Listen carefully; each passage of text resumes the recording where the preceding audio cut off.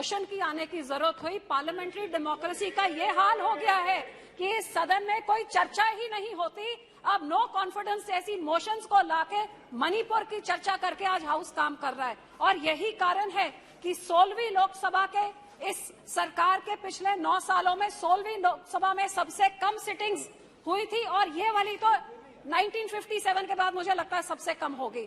तो इसका बड़ी दुख की बात है sir. The agenda today I would say is not a question of votes, it is a question of confidence. ये सिर्फ एक सिंपल मैथमेटिक कैलकुलेशन की बात तो है ही नहीं, क्योंकि मैथमेटिक्स या न्यूमेरिकल कैलकुलेशन तो इनके पास है। So the motion will fall. I think the key word here is confidence. क्या इस देश में सबका साथ और सबका विश्वास इनके साथ है कि नहीं? किसके साथ है, इनके साथ कि इनके साथ? हकीकत ये है कि आज क्या इस देश के किसान, इस देश के गरीब, इस देश के मजदूर, इस देश के माइनॉरिटी हिंदू, सिख, मुसलमान, ईसाई, क्या इन सब का विश्वास इनके पास है कि नहीं? It is do they have the confidence in this government? Sir, क्या आज के नौजवान और आज के महिला का विश्वास है इस सरकार के ऊपर? और जो मणिपुर की बात करें तो इट इज एब्सोल्युटली क्लियर कि मणिपुर की औरतों पे इस डबल इंजन सरकार पे कोई विश्वास नहीं है। लेकिन इससे बड़ी दुख की बात यह है सर, मैं कोट करती हूँ सर, कैमरा छोड़िए, आप मेरी बात रिकॉर्ड कर दिए, बहुत बड़ी बात है। यह डेमोक्रेसी कहाँ रह गई? अब तो कैमरा भी ऊपर से चलता है। Sir, Atal Bihari Vajpayee ji on the द 50th anniversary of India's independence इस पार्लियामेंट में कहा था, इट इज अभिशाप to take birth as a girl in this country. Sir, कितनी दुख की बात है कि आज अमृत काल चल रहा है, 75वां साल हो गया और आज भी हम वही अट्रॉसिटीज को डिस्कस कर रहे हैं जो उस टाइम डिस्कस कर रहे हैं। What happened in Manipur is totally shameful and it is एक ह्यूमैनिटी के ऊपर एक कलंक है और उसकी जितनी सख्त निंदा करी जाए वही कम है। मैं पूछना चाहूंगी कि इस सरकार की माइनॉरिटी कमीशन क्या कर रही है? ये बोले नहीं, गए नहीं। माइनॉरिटी कमीशन के हेड क्या कर रहे हैं? कितनी बारी मणिपुर गए, कितनी बारी नू गए हैं? हमारे पंजाब देखो, हमारे धार्मिक मसलों में इंटरफेयर करने का पूरा टाइम है, इधर जाने के लिए टाइम क्यों नहीं है? तो मैं हाथ जोड़ के सरकार को विनती करती हूँ कि राम के लिए इस अमृत काल में ये धर्म की राजनीति हर इलेक्शन के पहले इसको बंद करिए, ये जहर देश में मत घोलिए। आज हम यहाँ चर्चा बातें करें बेरोजगारी की, बातें करें गरीबी की, महंगाई की, इन चीजों से ध्यान भटकाने के लिए हम ये सब काम ना करें। साहब, मैंने दोनों पक्षों को सुना, आज मुझे इतनी हैरानी हो रही थी, काश बीच में आपने मुझे बोलने का समय दिया। यहाँ पे बोले राहुल जी, बहुत उनके दिल में दर्द था, यात्रा करी है उन्होंने यहाँ से वहां तक, भारत माता के कातिल इनको बताया, इनके देश के भारत माता के हथियार बताया, केरोसिन की बात करी। अरे भैया, सारा देश इन्होंने घूम लिया, काश यहाँ पे आप जाके विधवा कॉलोनी में घूम लेते, जहाँ 1984 में आपने सिखों के ऊपर केरोसिन से गले में टायर से साड़ के वो औरतों को विधवा किया और हजारों लाखों औरतों को विधवा करने के बाद वो हथियार सज्जन कुमार के घर के पास आपने विधवा कॉलोनी बसाई। साहब, आपको मालूम है पूरी दुनिया में सिर्फ एक जगह में विधवा कॉलोनी है, विडो कॉलोनी सिर्फ दिल्ली में है। कौन रहती हैं? जिनके कातिल इनके पुरखों ने किया, इस पार्टी कांग्रेस पार्टी ने किया और फिर उधर जाके उन औरतों को बसाया। क्या यात्रा वहां से गुजर के गई? आज केरोसिन की बात करते हैं, लेकिन दुख तो मुझे इस बात का है कि आज इनको 84 बड़ा याद आ रहा था।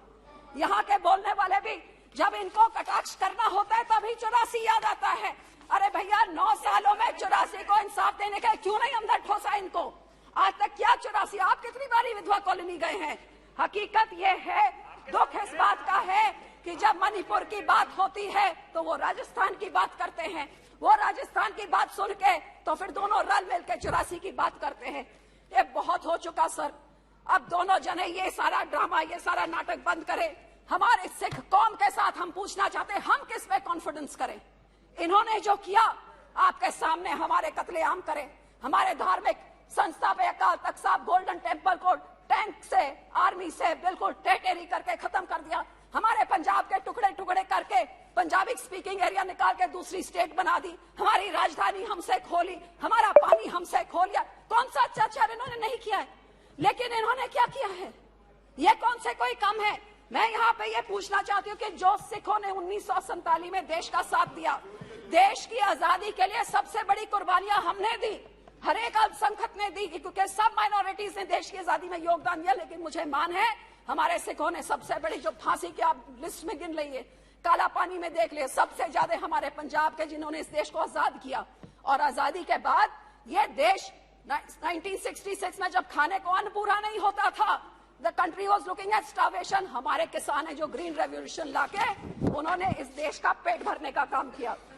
लेकिन सर, जब हमारे सिखों के कत्लेआम में उस टाइम तो कोई जुडिशरी नहीं बोली, कोई पार्टी नहीं बोली, कोई पेपर नहीं बोला। आप निकालिए नवंबर 84 के बाद जब बजट सेशन हुआ 85 का, तो उसमें एक भी मेंशन नहीं जो इस दिल्ली में हजारों सिख के कत्लेआम हुए, सब चुप्पी के बैठे हुए थे, मुंह पे टेप लगी हुई थी, किसी ने सिखों की बात तक नहीं करी। और यही कारण है कि आज तक सिखों को इंसाफ नहीं मिला। और कभी मणिपुर होता है, कभी नूह होता है, कभी राजस्थान होता है, जो उस टाइम एक्शन ले लिया होता, जम्मू कश्मीर, गुजरात, सब कुछ होता है। तो सर, जो सिखों के गुरु ने, 9वें गुरु ने, हमारे 9th गुरु ने अपनी कुर्बानी दी, कश्मीर के पंडितों की बात हुई। अफसोस कि उस टाइम की माइनॉरिटी, हिंदू माइनॉरिटी को बचाने के लिए, उस टाइम की मुस्लिम मेजॉरिटी से बचाने के लिए हमारे सिख गुरु ने अपनी कुर्बानी दी और हिंद की चादर का खिताब उनको मिला। लेकिन उसकी तो बात तक नहीं करी। जब उनके लोगों को मारा जा रहा था तब भी बात नहीं करी। तो सब मैं पूछना चाहती हूँ, उस टाइम हमारे लोग जो भावुक होके उन्होंने कुछ अपने हाथों में इसके खिलाफ आवाज उठाई, उनको जेलों में फेंक दिया। हमारे बंदी सिख 30-30 साल से जेल में सड़ रहे हैं। गुरु साहब के 550 साल, गुरु नानक देव जी के, इन्होंने रिटर्न, इस सरकार ने कहा था कि उनको छोड़ा जाएगा, तो क्यों आज तक नहीं छोड़ा है? मैं इनसे जवाब मांगना चाहती हूँ। तो सिखों के खिलाफ हमेशा ये बेइंसाफी रही है सर। जिन्होंने अपने देश के लिए जान दी, उनके साथ ये होता है। सब पंजाब में इन्होंने जो किया बताया, ये क्या कर रहे हैं पिछले 3 सालों से, जब से अकाली दल से गठबंधन टूटा है। हमारी राजधानी, आप सोचिए, राजधानी हमारी पंजाब रीऑर्गेनाइजेशन एक्ट पास हुआ, उठा के आप विधानसभा उधर हरियाणा को बना के चंडीगढ़ एडमिनिस्ट्रेशन ने जमीन दे दी। हमारा पानी, हमारा मेंबर जो बीबीएमजी से होता है उसको निकाल के बाहर निकाले, हमारा पानी चुरा के दूसरे राज्यों में। जो हिमाचल पानी दिल्ली को देता है वो सेस लेता है, हमारा पानी जो राजस्थान रहता है तो पंजाब को कोई सेस नहीं। एक ही चीज तो हमारी है, चंडीगढ़ के ऊपर हमारा हक, सेंट्रल सर्विस रूल्स डाले जा रहे हैं। और सर, हमारी पंजाब यूनिवर्सिटी को भी आरएसएस का कब्जा करने की कोशिश की जा रही है। और पानियों का तो यो मामला है, पानी हमारा चुरा के ले गए।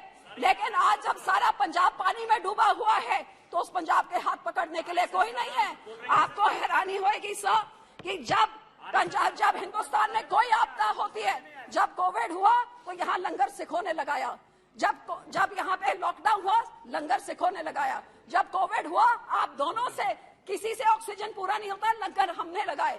और आज जब पंजाब को जरूरत है, कहीं आपदा हो जाए, उत्तराखंड में हो, हम लोग जाते हैं। लेकिन आपने क्या किया हमारे किसानों के साथ? सर पहले 2 मिनट, सर हमारे किसानों के साथ क्या किया?